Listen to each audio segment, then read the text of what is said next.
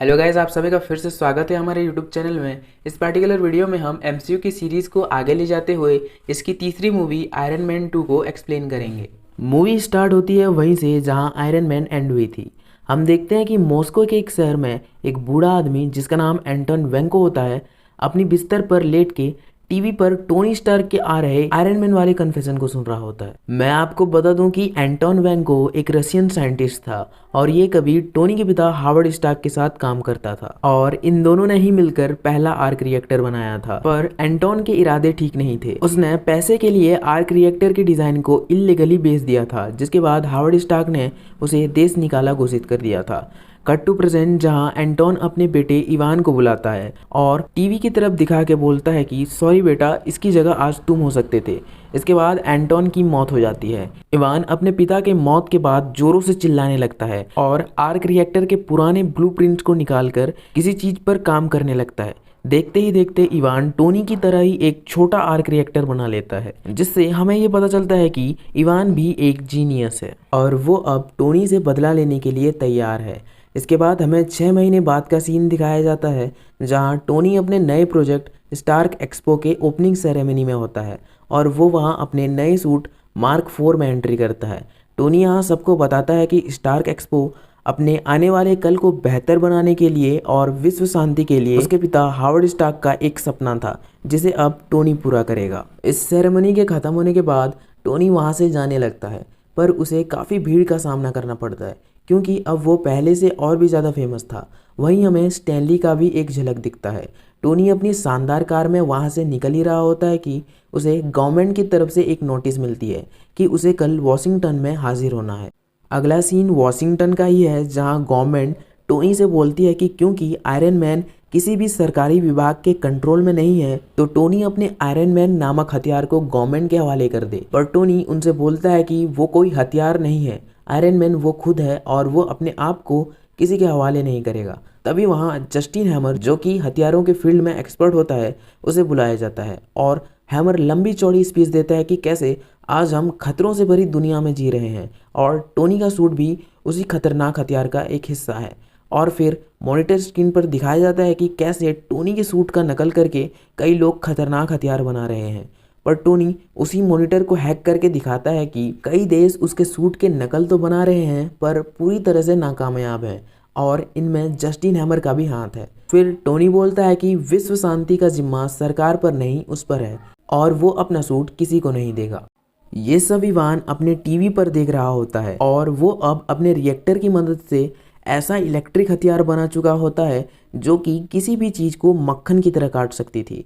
और वो अपने सूट को विप्लेस बुलाता है और टोनी के पास पहुंचने के लिए एक डुप्लीकेट पासपोर्ट भी बना लेता है। अगले सीन में हम टोनी के वर्कशॉप में होते हैं जहां जार्विस टोनी को स्टार्क एक्सपो के ग्रैंड ओपनिंग के लिए बधाई देता है और यहीं हमें पता चलता है कि आयरन मैन सूट के रेगुलर इस्तेमाल के चलते टोनी के ब्लड में टॉक्सिन्स यानी जहर की मात्रा बढ़ रही है और उसकी सेहत खराब हो रही है।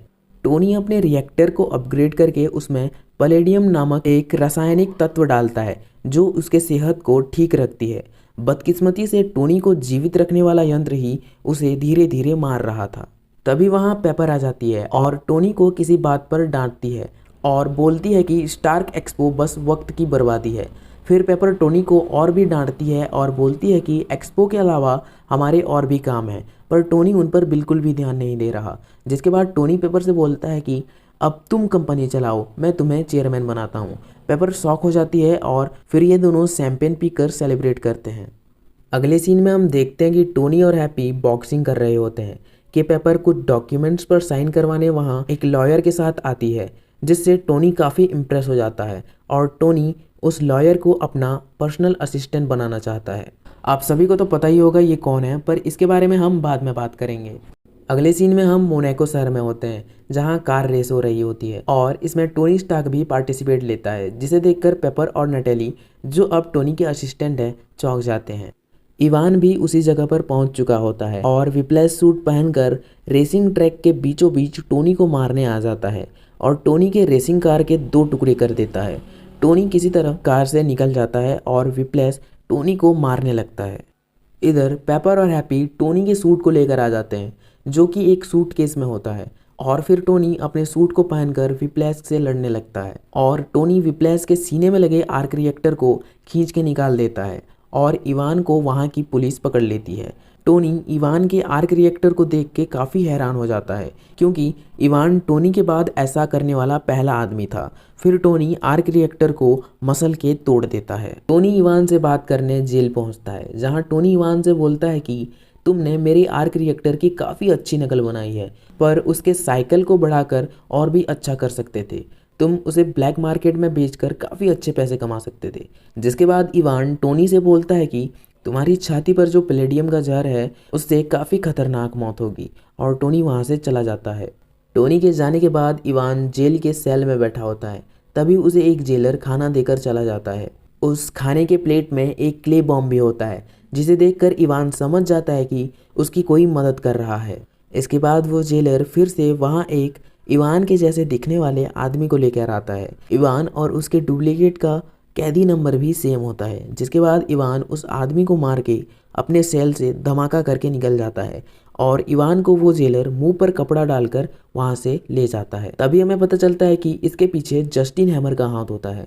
फिर हैमर और इवान डाइनिंग टेबल पर बैठकर खाना खाते हैं, जहाँ हैमर इवान से बोलता है कि तुम्हारे पास बहुत टैलेंट है और मैं इस टैलेंट को जाया कैसे जाने देता। तुम मेरे लिए काम करो, मैं तुम्हें वो सब कुछ ला के दूंगा जिसकी तुम्हें ज़रूरत होगी। तो इवान मान जाता है और हैमर से बोलता है कि उसे उसका पंछी ला के दे। अगले सीन में हम देखते हैं कि टोनी अपने वर्कशॉप में होता है।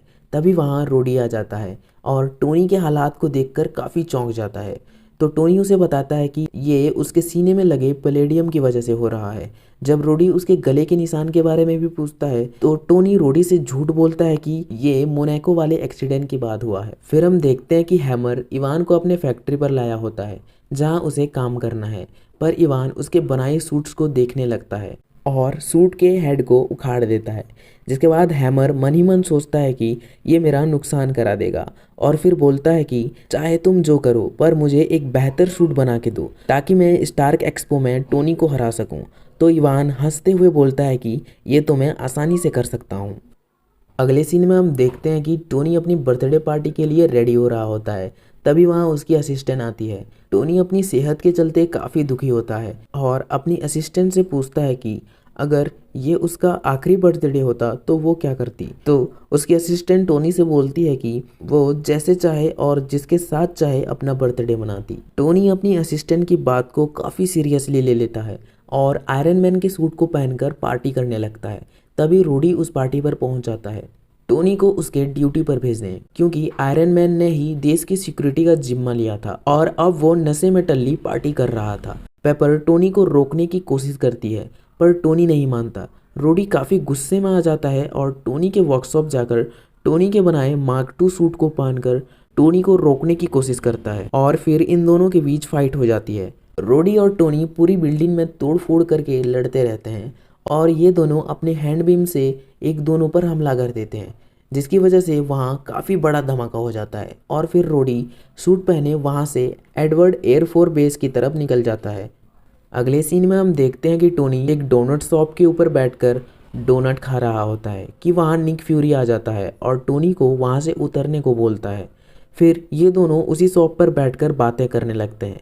निक फ्यूरी टोनी से बोलता है कि तुम मेरे लिए परेशानी बनते जा रहे हो। तभी वहाँ नताशा रोमनॉफ यानी टोनी की असिस्टेंट आ जाती है। टोनी उसे निक फ्यूरी के साथ देखकर काफ़ी चौंक जाता है। तभी हमें पता चलता है कि नताशा शील्ड की एक जासूस है और टोनी की सेहत बिगड़ने के बाद उस पर नज़र रखे हुए है। तभी नताशा टोनी के गले में लिथियम डाइऑक्साइड इंजेक्ट कर देती है और टोनी जब पूछता है कि ये क्या कर रही है मेरे साथ, निक फ्यूरी उसे बताता है कि ये उसके बीमारी के लक्षण को टेम्परेरी समय के लिए ठीक कर देगा। नेक्स्ट सीन में हम फिर से हैमर के फैक्ट्री में होते हैं जहां इवान सूट पर काम कर रहा होता है। तभी हैमर उसके पंछी को लेकर आता है पर इवान हैमर से बोलता है कि ये उसका पंछी नहीं है, मुझे मेरा पंछी लाके दो। तभी हैमर की नज़र उस सूट पर पड़ती है और उसे पता चलता है कि इवान ने उसके सूट में चेंजेस करके उसको ड्रोन में बदल दिया था। हैमर काफ़ी गुस्से में आ जाता है क्योंकि उसे एक सूट चाहिए था जिसे एक आदमी पहन सके, पर इवान हैमर से बोलता है कि ड्रोन्स बेहतर हैं, आदमी से परेशानी होती है। हैमर अपने आप को शांत करता है और इवान से बोलता है कि तुम्हें जो करना है करो, पर उस एक्सपो में इन ड्रोन से तबाही मचनी चाहिए, लोग इन्हें देखने चाहिए। अगले सीन में हम देखते हैं कि टोनी और फ्यूरी टोनी के घर के ऊपर बैठे होते हैं, जहां फ्यूरी टोनी को बताता है कि हावर्ड स्टार्क शील्ड के फाउंडिंग मेंबर्स में से एक थे और फ्यूरी उन्हें काफ़ी अच्छे से जानता है। फ्यूरी और भी बताता है कि हावर्ड स्टार्क बोलते थे कि आने वाली तकनीकों का भविष्य टोनी पर निर्भर होगा, पर टोनी निक फ्यूरी की बातों पर विश्वास नहीं करता। टोनी बताता है कि उसके पिता ने उसे कभी भी पसंद नहीं किया। जिसके बाद फ्यूरी, कोल्सन और नताशा टोनी को उसके पिता हावर्ड स्टार्क का एक सूटकेस देकर वहां से चले जाते हैं। जिसके बाद टोनी को उस सूटकेस में अपने पिता हावर्ड स्टार्क का एक वीडियो मिलता है, जिसमें हावर्ड स्टार्क बोलता है कि अपने टाइम में वो अपने सपने स्टार्क एक्सपो को तकनीकी कमियों के कारण पूरा नहीं कर पाएगा, पर उसे विश्वास है कि टोनी उसके सपने को पूरा करेगा। हावर्ड स्टार्क ये भी बोलता है कि उसकी सबसे बड़ी रचना टोनी है। इसके बाद टोनी अपने ऑफिस में रखे स्टार्क एक्सपो के 1974 वाले मॉडल को अपने वर्कशॉप में लाता है और उसमें एक नया तत्व खोज लेता है जो पैलेडियम से भी अच्छा काम करेगा, पर जार्विस बताता है कि इस तत्व को सिंथेसाइज करना नामुमकिन है। पर हमें पता था कि टोनी स्टार्क जीनियस है और वो किसी तरह जुगाड़ लगा लेगा। तभी वो अपने वर्कशॉप को तोड़ फोड़ कर उसमें बड़े बड़े वायर्स और कई तकनीकों का इस्तेमाल करके उस तत्व की रचना कर ही लेता है और अपने रिएक्टर में लगा देता है। दूसरी तरफ कर्नल रोडी टोनी के मार्क II सूट में हैमर के सभी हथियार लगाकर हैमर के एक्सपो प्रेजेंटेशन के लिए उस सूट को तैयार कर देता है। फिर हैमर इवान को कॉल करके पूछता है कि क्या उसके ड्रोन्स एक्सपो के लिए तैयार हैं, तो इवान उसे बताता है कि ड्रोन अभी रेडी नहीं है, वो ना ही शूट कर पाएंगे ना ही उड़ पाएंगे। इवान उन्हें बस सैल्यूट करवा सकता है। इसी दौरान हमें पता चलता है कि इवान अपने हथियार पर भी काम कर रहा होता है और ये सब सुनकर हैमर काफ़ी गुस्से में आ जाता है और इवान को एक कमरे में बंद कर देता है और उसी कमरे के बाहर 2 बॉडीगार्ड्स को लगा देता है। पर इवान उन दोनों गार्ड्स को मारकर टोनी को कॉल करके बताता है कि उसके बताए अनुसार इवान ने अपनी हथियार के तकनीक को बेहतर बनाया है और अब वो उसे मारने वाला है। इसी कॉल के दौरान टोनी इवान की लोकेशन को ढूंढ लेता है जो कि हैमर इंडस्ट्री पर ही आ रहा होता है और टोनी अपने सूट में नया रिएक्टर लगा के फाइट के लिए तैयार हो जाता है। नेक्स्ट स्टार एक्सपो का वो इवेंट चालू हो जाता है जहां पेपर और नताशा भी आए होते हैं। हैमर डांस करते करते स्टेज पर आता है और फिर से वही लंबी चौड़ी भाषण देने लगता है और फिर सबके सामने अपने ड्रोन्स को इंट्रोड्यूस कराता है, जिसमें सभी कैटेगरी के ड्रोन्स होते हैं जैसे army, navy, air force, para commando और मरीन, और बोलता है कि ये उन सूट्स से बेहतर है, पर जंग के मैदान में होनहार सिपाही का भी होना बहुत ज़रूरी होता है और वो सिपाही रोडी होता है जो कि अब हैमर के हथियारों से लैस होता है, उसे सामने लाता है और तभी वहाँ आयरन मैन आ जाता है, जिसे देखकर वहाँ सभी लोग खुशी से चिल्लाने लगते हैं। पर टोनी वहाँ आके रोडी को बताता है कि हैमर वैंको के साथ मिला हुआ है और यहाँ सबको खतरा है। और तभी इवान दूसरी तरफ हैमर इंडस्ट्री में बैठे सभी ड्रोन्स को साथ ही रोडी के सूट का भी कंट्रोल अपने हाथ में ले लेता है और रोडी का सूट अपने आप टोनी पर हमला करने लगता है। ये ड्रोन सूट और उड़ भी सकते थे, मतलब वैंको ने हैमर से झूठ बोला था। और फिर रोडी और बाकी सारे ड्रोन्स टोनी को फॉलो करके उस पर शूट करने लगते हैं। इधर नताशा हैमर से इवान का लोकेशन निकलवा लेती है और हैप्पी के साथ हैमर इंडस्ट्री की ओर निकल जाती है। पेपर वहां पुलिस को फोन कर देती है और हैमर को इवान के साथ काम करने के जुर्म में गिरफ्तार करवा देती है। दूसरी ओर ड्रोन्स खुलेआम आम पब्लिक पर भी हमले करने लगती है। आयरन मैन किसी तरह उसके पीछे लगे ड्रोन्स को मारकर उनकी संख्या कम कर देता है, पर रोडी उस पर हमला कर देता है और वो किसी जंगल जैसी जगह पर गिर जाते हैं। दूसरी तरफ नताशा और हैप्पी हैमर इंडस्ट्री पर पहुंच जाते हैं, जहां नताशा अपनी ब्लैक विडो वाले कला का प्रदर्शन करते हुए वहां सारे गार्ड्स को मार देती है। इवान को जैसे ही पता चलता है वो अपना सूट पहन वहां से चला जाता है। नताशा रोडी के सूट के प्रोग्राम को ठीक कर देती है और बताती है कि उनकी तरफ और भी ड्रोन्स आ रहे हैं और फिर टोनी और रोडी बड़ी आसानी से उन सबको मार देते हैं। तभी नताशा उन्हें फिर से बताती है कि इस बार उनकी तरफ एक काफ़ी खतरनाक ड्रोन अप्रोच कर रहा है, जो कि और कोई नहीं इवान होता है। उसने अपने सूट विप्लेस को काफ़ी अपग्रेड कर लिया था। फिर इन तीनों के बीच काफ़ी खतरनाक फाइट हो जाती है। विप्लेस इन दोनों पर अकेला भारी पड़ रहा था, पर ये दोनों अपने हैंड बीम को आपस में टकराकर वहाँ एक जोरदार धमाका करते हैं, जिससे इवान का सूट काम करना बंद कर देता है और वो जमीन पर गिर जाता है। पर अब भी इवान टोनी से बोलता है कि तुम हार गए। तभी हमें पता चलता है कि इवान और उन सभी ड्रोन्स में एक बॉम्ब लगा होता है जो अब कभी भी फट सकता था। तभी टोनी को पेपर की याद आती है जो कि एक ड्रोन के पास ही खड़ी होती है।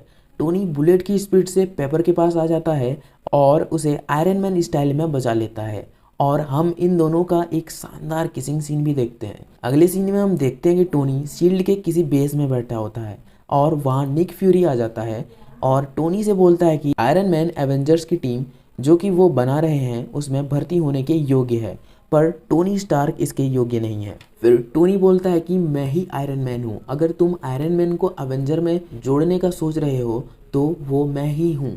फ्यूरी बोलता है कि अभी बस तुम एक सलाहकार के रूप में रहोगे। जिसके बाद अगले सीन में हम देखते हैं कि टोनी और रूडी को अपनी बहादुरी के लिए मेडल देकर सम्मानित किया जाता है। जिसके बाद मूवी हो जाती है एंड। मैं मार्वल के सभी मूवीज़ को एक्सप्लेन करने के बाद ही इनके पोस्ट क्रेडिट सीन को पर्टिकुलर वीडियो में एक्सप्लेन करूंगा, तो आप उसे मिस नहीं करना चाहते तो सब्सक्राइब करके बेल आइकन को ऑन कर दें। पूरी वीडियो देखने के लिए धन्यवाद। मिलते हैं अगले वीडियो।